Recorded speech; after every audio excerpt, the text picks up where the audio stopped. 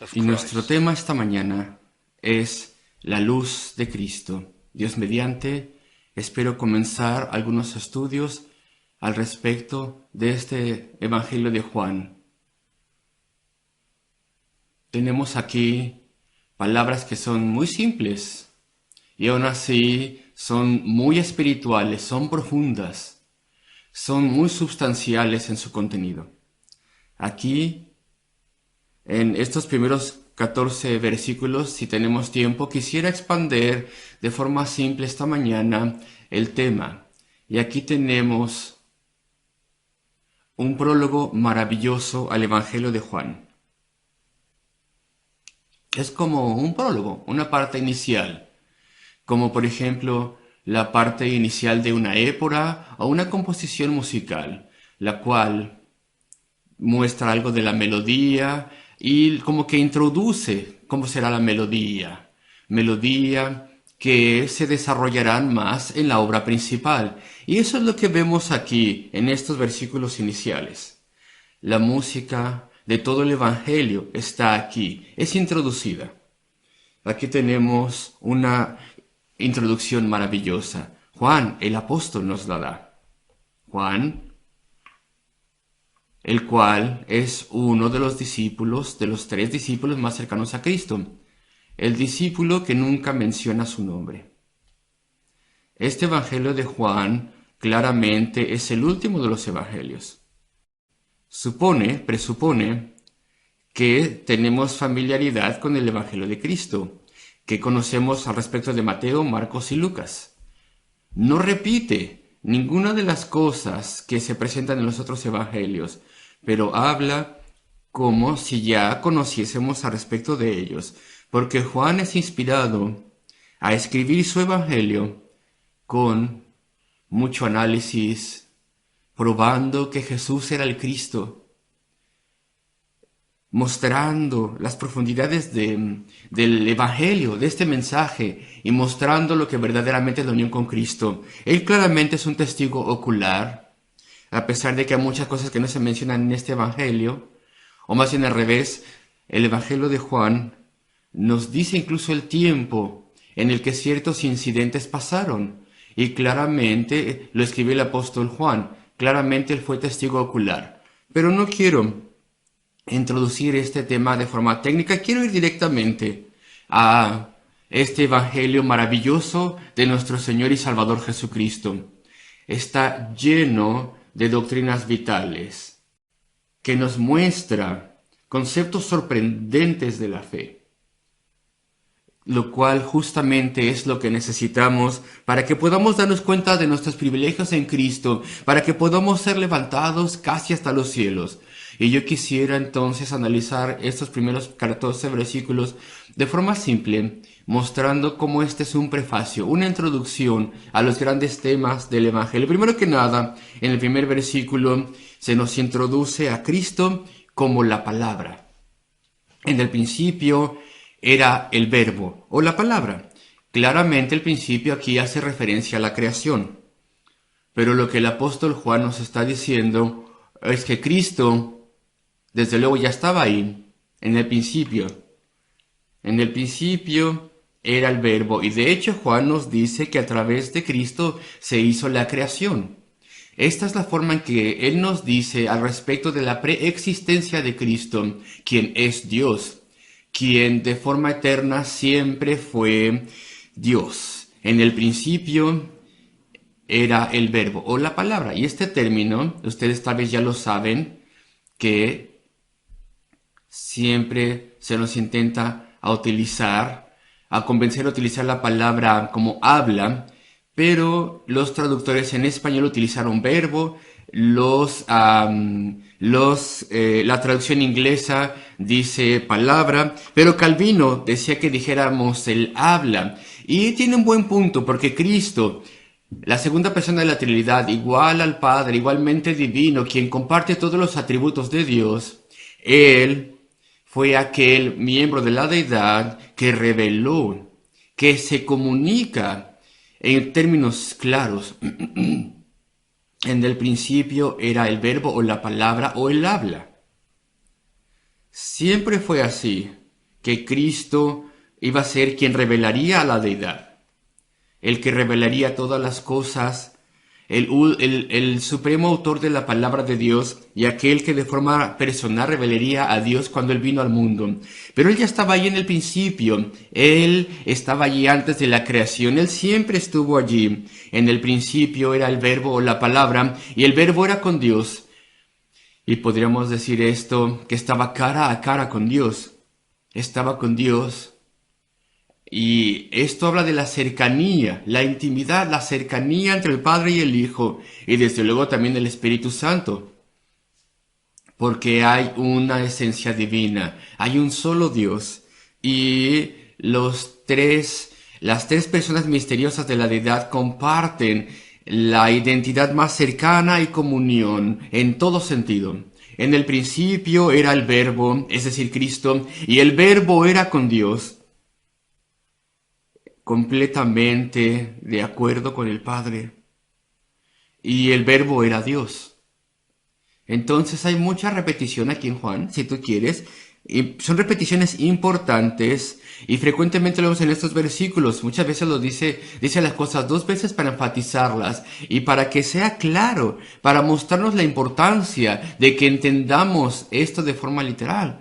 En el principio era el Verbo y el Verbo era con Dios y el Verbo era Dios. No podía serse dicho más claramente, no se podía decir esto de forma más clara. Y versículo 2, viene aquí la repetición, este era en el principio con Dios, el Padre y el Hijo, y claro, el Espíritu Santo, el cual no se menciona en particular aquí. Así que comenzamos con Cristo como la palabra, el verbo. Y después inmediatamente vamos a Cristo como creador, versículo 3. Y aquí vemos la parte inicial, el prólogo. Entonces estamos avanzando rápidamente a través de los términos que se desarrollan en el término. Todas las cosas fueron hechas por Él. Y ustedes después verán la repetición donde dice que y sin Él nada de lo que ha sido hecho fue hecho. Es una amplificación, pero es una forma de repetición. Todo fue creado por Él, por Cristo. Entre los miembros de la deidad, claro, un Dios que determina crear, pero Cristo es el agente, el medio para la creación.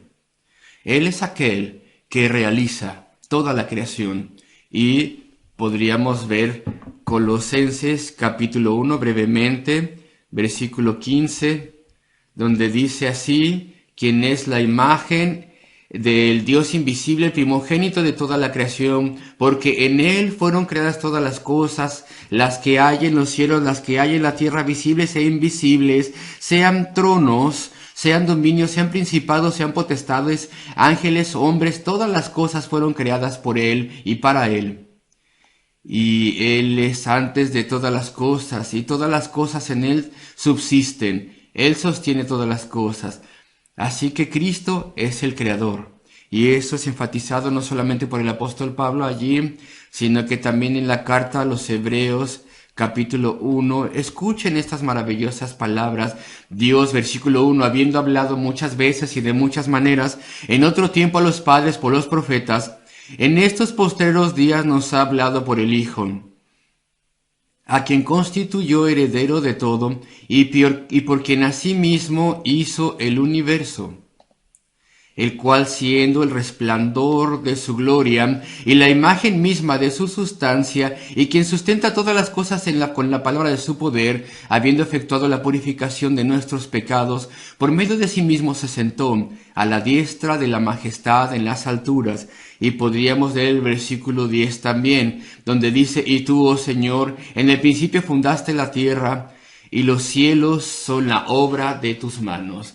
Y voy de vuelta a Juan capítulo 1, versículo 3, donde dice que todas las cosas por Él fueron hechas, y esto iba a ser muy importante, donde dice aquí en el principio, porque muy pronto leeremos al respecto de cómo Él se hizo hombre, cómo Él se inclinó de tal forma, tanto se humilló a sí mismo en un amor y condescendencia sorprendentes que vino a este mundo y se hizo un cuerpo humano para Él y para ser humillado representándonos. Y Él así sufrir y morir por pecadores. Y antes de llegar a ese punto, tenemos que leer estas cosas, todas las cosas por Él fueron hechas.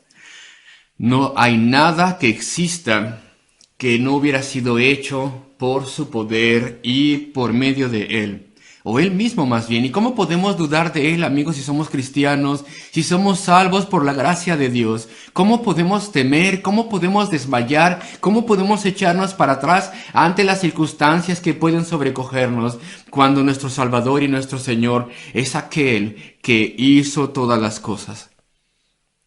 Versículo 4. Este maravilloso versículo después de Cristo, la fuente de vida y luz. En Él estaba la vida, y la vida era la luz de los hombres. La fuente de toda vida, toda forma de vida. Vida animal, y la vida animal no es lo que se tiene en mente aquí. Específicamente se está hablando de la vida de los hombres. Está claro en el versículo. La vida humana consciente. Él es la fuente de esto. Desde lo más bajo hasta lo más alto. La vida del alma y la conciencia. Y la concienciación de las cosas. Y la vida espiritual, si tú la tienes, si Dios te la ha dado, es que eso viene de Cristo. La vida eterna. La luz de los hombres primero que nada, es decir, de Cristo viene lo que es distintivo en el ser humano, el poder de la razón, el raciocinio. Esto viene de Cristo. Él creó todo. Él no se lo dio a los animales, sino que se lo dio a los seres humanos, a nosotros. Y aparte de ello, instintos espirituales también, que les son dados a todo hombre. Ese instinto interno de que somos seres creados y de que hay un Dios en lo alto. Ese instinto interno de que hay luz más allá de la tumba, vida eterna. Estos instintos curiosos que en nuestra necedad nosotros de hecho deseamos suprimir y deseamos esconderlos si podemos. Pero esos instintos Dios nos lo dio, Cristo nos lo dio. Como destellos de luz en nuestras almas en tinieblas, y después si hay una obra de gracia en nuestros corazones, entonces hay vida espiritual y luz.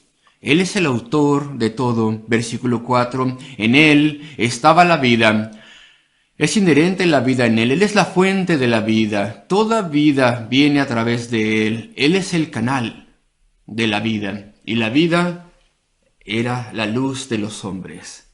Pero, ¿cuál luz tienen los hombres? Bueno, pues con toda certeza el poder del raciocinio. Con toda certeza instintos de que ahí hay un Dios. Y todo eso, Cristo lo da. Versículo 5 nos introduce a la caída. La caída del ser humano no se menciona de forma específica, pero el resultado de consecuencias y efectos están aquí. La luz en las tinieblas resplandece. Aquí ya se da por supuesto que las tinieblas han entrado al mundo y el pecado es lo que oscurece el ser de Dios. Deseamos ahora deshacernos de Dios. Se introdujo el politeísmo desde el mismísimo casi principio, comienzo, porque las personas comenzaron casi inmediatamente a creer de forma supersticiosa en muchos dioses, dioses insensatos e inadecuados, en vez de creer en lo que era obvio, un verdadero Dios, creador, diseñador sobre todas las cosas. Las tinieblas vinieron y la rebelión humana y la ignorancia de Dios. Sin embargo, la luz brilla incluso en las tinieblas y podemos verlo desde el principio de la historia humana. Había personas que conocían a Dios y caminaban con Él. Y también la gran tradición que comenzó de forma oral, si tú quieres, tal vez en el principio, desde nuestros primeros padres, a través de los patriarcas, antes de la inundación y después, las historias de la gracia y leemos al respecto de esto en el libro de Génesis, y todo esto le fue dado a Moisés, y él fue inspirado a escribir la historia de la raza humana, pero podemos ver cómo Dios obra en corazones, y también la luz vemos cómo brilla, y las personas son salvas, traídas al reino, se quita la rebelión de los corazones, llegamos a Abraham, que fue llamado a salir de la idolatría, fue llamado por Dios para ir en una jornada, en un viaje, seguir a Dios. Hay luz, incluso en las tinieblas. La luz brilla, resplandece. En él estaba la luz y la luz era la luz de los hombres, y versículo 5, la luz en las tinieblas resplandece y las tinieblas no prevalecieron contra ella, o no la comprendieron, no la recibieron, no la entiende, no la comprende, no se apropia de ella, no ve la luz de que es un Dios de misericordia, no escucha en los mensajeros que Dios ha enviado. Y entonces dice, las tinieblas no prevalecieron o no la comprendieron. Así que hoy, ¿cuántos predicadores que publican Biblias, que proclaman Biblias en televisión y el radio? Y en el mundo occidental, todo mundo tiene cierta conciencia de la Biblia. Y aún así, cuántas tinieblas. Y grandes personas, gente famosa y líderes nacionales, personas que tienen gran educación e influencia, no entienden, no comprenden, no entienden los puntos fundamentales de la caída del hombre, de la santidad de Dios, de la gloria de Cristo y su venida, y lo que Él hizo y para qué vino. Y estas cosas pueden enseñarse, tal vez fue así, y de hecho fue así con todos nosotros hasta que Dios nos convirtió, hasta que Dios obró en nuestras vidas y nos dio luz, y hasta ese momento no entendemos. Es sorprendente la ignorancia de personas grandes e inteligentes, puesto que no tienen la gracia de Dios. Esto es debido a las tinieblas. Las tinieblas, dice, no la comprendieron, no comprendieron esta luz. En la Reina Valera del 60 dice prevalecieron, pero una mejor traducción es comprendieron. Ya sea que es una persona en un palacio o en un edificio con jefes de estado, dice, las tinieblas no comprenden a Dios y al Evangelio y el camino a la salvación. Versículo 5. Y después versículo 6. El heraldo de Cristo. Hubo un hombre enviado de Dios, el cual se llamaba Juan. Cuán cuidadosa es la palabra inspirada. Hubo un hombre. Cómo esto da un gran contraste con los versículos iniciales, donde dice, en el principio era el verbo, y el verbo era con Dios, y el verbo era Dios. Y ahora vamos al versículo 6 y cambiamos. Dice, hubo un hombre, solamente un hombre, Juan el Bautista, enviado de Dios. Él no vino porque él se hubiese enviado solo. Él es muy diferente a Cristo. Él fue enviado, señalado. Solamente un hombre. Su nombre era Juan, lo cual significa Dios es misericordioso. Qué nombre tan maravilloso, tan apropiado. Se le dio ese nombre a él por un ángel. Dios es misericordioso, porque Él sería el precursor, el mensajero de aquel que está lleno de gracia y verdad. Versículo 7. Este vino por testimonio, para que diese testimonio de la luz. Malaquías 3:1, la gran profecía de un mensajero antes de que viniera el Mesías. Ese era Juan el Bautista. Este mismo vino por testimonio, para que diese testimonio de la luz, a fin de que todos creyesen por él. Es decir, a través de Juan creyeran en Cristo. Ese es el significado del original, que todos los hombres, todas las personas, es decir, en su generación, claro, en su país, entre los judíos, a través de él creyesen en Cristo. Claro que no quisieron creer. Juan fue grande, no subestimemos a Juan el Bautista. Leemos los evangelios y muchas multitudes venían a escucharle. Muchas personas fueron bautizadas por él. Y se suponía que decían en sus bautizos que ellos recibirían al Mesías. Y Juan les predicaba, él era el precursor, el Mesías venía inmediatamente, él era famoso, todo el mundo le había escuchado, conocían al respecto de él. De hecho, él era tan popular y en la cúspide de su influencia que incluso los escribas y los fariseos y los líderes de los judíos de Jerusalén tuvieron que salir y mostrarle respeto a él. Sorprendente de verdad, toda la población de ese lugar conocían, sabían que el Mesías estaba a punto de venir y de hecho ya había llegado. Lo sabían a partir de la predicación de Juan. Y entonces, ¿por qué estaban tan ciegos a este hecho, tan en contra de Cristo? Cuando Él apareció entre ellos inmediatamente con grandes milagros. Todos ellos veían y se sorprendían por el sonido de Juan. Todos conocían del Mesías, todos sabían que el Mesías estaba ahí, pero no podían verdaderamente entender, no querían al Mesías, no vieron la consecuencia lógica. Entonces no subestimen la influencia de Juan el Bautista. Todos los judíos sabían que Cristo, el Mesías, había llegado, pero no quisieron escuchar. Versículo 8, ¿no era Él la luz? Un poco de repetición. El autor inspirado repite el punto, de modo que veamos esto claramente. No era Él la luz, sino para que diese testimonio de la luz. Y después versículo 9, aquella luz verdadera, esa luz genuina, esa luz auténtica, claro, el único que no es solamente luz en sí mismo, sino que comunica, transmite luz y entendimiento y conocimiento. Aquella luz verdadera, la luz verdadera en el sentido de los tipos y las sombras. Durante años los judíos tuvieron la ley ceremonial, con todas sus ilustraciones, sus gráficos, sus tipos, sus sombras.